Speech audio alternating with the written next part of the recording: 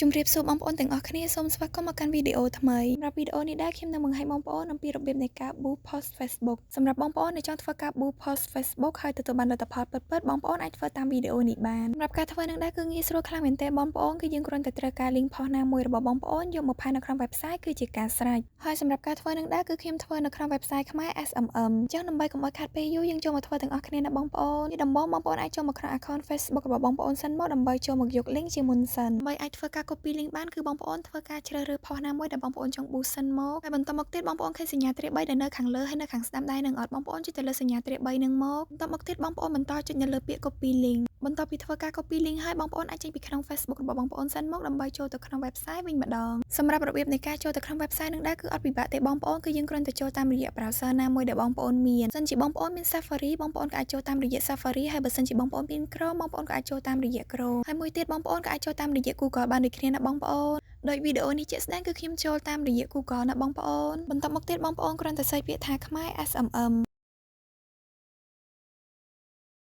អូខេបងប្អូនចុចទៅលើសញ្ញា search ដែលនៅខាងក្រោមនឹងមកហើយនៅខាងលើនេះដែរគឺជា link ចូលទៅក្នុង website របស់យើងអញ្ចឹងបងប្អូនធ្វើការចុចនៅតាម link នឹងមកដើម្បីចូលទៅក្នុង website របស់យើងផ្ទាល់តែម្ដងសម្រាប់ website របស់យើងគឺមានទម្រង់បែបនេះណាបងប្អូនសម្រាប់បងប្អូនដែលបានធ្វើការចុចឈ្មោះចូលទៅក្នុង website ហើយនៅពេលដែលបងប្អូនចុចនៅតាម link មុននឹងនោះនឹងចេញជាផ្ទាំង website បែបនេះមកឲ្យបងប្អូនប៉ុន្តែសម្រាប់បងប្អូនដែលអត់បានធ្វើការចុចឈ្មោះចូលទៅក្នុង website ទេបងប្អូនក៏អាចធ្វើការចុចឈ្មោះចូលទៅក្នុង website ដើម្បីអាចប្រើប្រាស់សេវាកម្មដែលមាននៅខាងក្នុង website នេះបានសម្រាប់ link អំពីរបៀបចុះឈ្មោះនិងរបៀបដាក់លុយចូលទៅក្នុង website ខ្ញុំនឹងដាក់ link ជូនបងប្អូននៅខាងក្រោមវីដេអូនេះនៅក្នុង website នេះដែរគឺយើងមានសេវាកម្មជាច្រើនដែលបងប្អូនអាចធ្វើការជ្រើសរើសប្រើប្រាស់បានទៅតាមតម្រូវការរបស់បងប្អូនផ្ទាល់ប៉ុន្តែសម្រាប់វីដេអូនេះដែរគឺខ្ញុំនឹងបង្ហាញបងប្អូនទាក់ទងជាមួយនឹងសេវាកម្ម Facebook គឺការ boost post Facebook ឬក៏ការដាក់ reaction ទៅលើ Facebook post អញ្ចឹងបងប្អូនអញ្ចឹងជាដំបូងបងប្អូនធ្វើការចុចនៅលើ logo Facebook នឹងសិនមកបន្តមកទៀតបងប្អូនអូនមកក្រោមដើម្បីចុចនៅកន្លែង category នេះសម្រាប់កន្លែងនេះដែរគឺយើងមានសេវាកម្មជាច្រើនដែលទាក់ទងជាមួយនឹង Facebook បងប្អូនប៉ុន្តែបងប្អូនអូនមកក្រោមមកដើម្បីរកមើលសេវាកម្ម Facebook post reaction សម្រាប់ Facebook post reaction នេះដែរគឺយើងមានច្រើនជម្រើសឲ្យបងប្អូនជ្រើសរើសសម្រាប់ជម្រើសសេវាកម្មទាំងអស់នឹងដែរគឺស្តៀងគ្នាទេបងប្អូនចាំបងប្អូនពេញចិត្តទៅលើសេវាកម្មមួយណាបងប្អូនអាចធ្វើការជ្រើសរើសនៅសេវាកម្មមួយនឹងបានសម្រាប់ខ្ញុំគឺខ្ញុំនឹងជ្រើសរើសសេវាកម្មខាងលើនេះបងប្អូនគឺ Facebook post reaction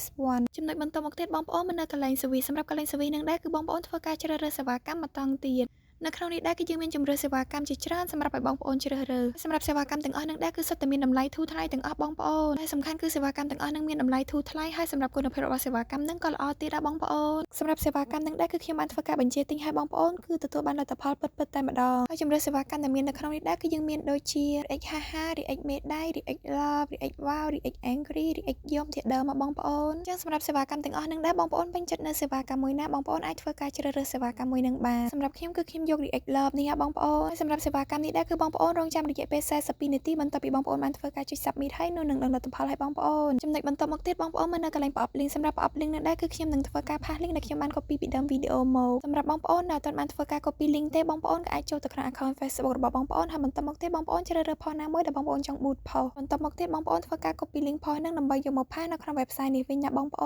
នហើយសម្រាប់របៀបនៃការផាស link នឹងដែរគឺអត់ពិបាកទេបងប្អូនគឺយើងគ្រាន់តែសកត់ទៅលើ pop link នោះនៅលោតអក្សរផាសឲ្យបងប្អូនអញ្ចឹងបងប្អូនចុចនៅលើអក្សរផាសហ្នឹងទៅគឺបងប្អូនអាចផាស link នឹងបានហើយចំណុចបន្តមកទៀតបងប្អូនមើលនៅកន្លែង quantity សម្រាប់កន្លែងហ្នឹងដែរគឺបងប្អូនធ្វើការដាក់ចំនួន reaction ដែលបងប្អូនចង់បានត្រង់កន្លែងហ្នឹងដែរគឺបងប្អូនអាចដាក់បានចាប់ពី50 reaction ទៅដល់50000 reaction ណាបងប្អូននៅក្នុងចន្លោះតួលេខហ្នឹងដែរបងប្អូនចង់ដាក់ប៉ុន្មានក៏បានដែរអាស្រ័យទៅលើតម្រូវការរបស់បងប្អូនផ្ទាល់ប៉ុន្តែបងប្អូនត្រូវចាំថាបងប្អូនអាចដាក់តិចបំផុតគឺត្រឹម50 reaction ហើយនឹងច្រើនបំផុតគឺត្រឹម50000 reaction ណាបងប្អូនបើសម្រាប់ខ្ញុំធ្វើវីដេអូបង្ហាញបងប្អូនអញ្ចឹងគឺខ្ញុំអត់ដាក់ច្រើនទេបងប្អូនគឺខ្ញុំដាក់ត្រឹមតែ50 reaction ទេតទៅពីបងប្អូនដាក់នៅចំនួនដែលបងប្អូនចង់បានអស់ហើយបងប្អូនមើលបន្ទាប់នៅកន្លែងឆាកសម្រាប់កន្លែងឆាកនឹងដែរគឺវានឹងធ្វើការកាត់លុយស្រាប់ៗឲ្យបងប្អូនតែម្ដងឧទាហរណ៍ថាបងប្អូនដាក់ចំនួនប៉ុណ្ណេះតើបងប្អូននឹងត្រូវចំណាយលុយអស់ប៉ុន្មានណាបងប្អូនសម្រាប់កន្លែងឆាកនឹងដែរគឺវាអត់នៅថេរទេបងប្អូនគឺវានឹងមានការប្រែប្រួលអាស្រ័យទៅលើចំនួន reaction ដែលបងប្អូនបានដាក់នៅខាងលើឧទាហរណ៍ថាបងប្អូនដាក់ចំនួនលើពី50បងប្អូនដាក់100 200ឬក៏ 1k អញ្ចឹងនៅកន្លែងឆាកនឹងដែរក៏វានឹងប្រែប្រួលទៅតាមនឹងដែរណាបងប្អូនបន្ទាប់ពីបងប្អូនបានដាក់នៅចំនួនដែលបងប្អូនចង់បានអស់ហើយបងប្អូនគ្រាន់តែពិនិត្យមើលនៅសេវាកម្មដែលបងប្អូនបានធ្វើការជ្រើសរើសនៅខាងលើនឹងថាត្រឹមត្រូវអស់ហើយឬន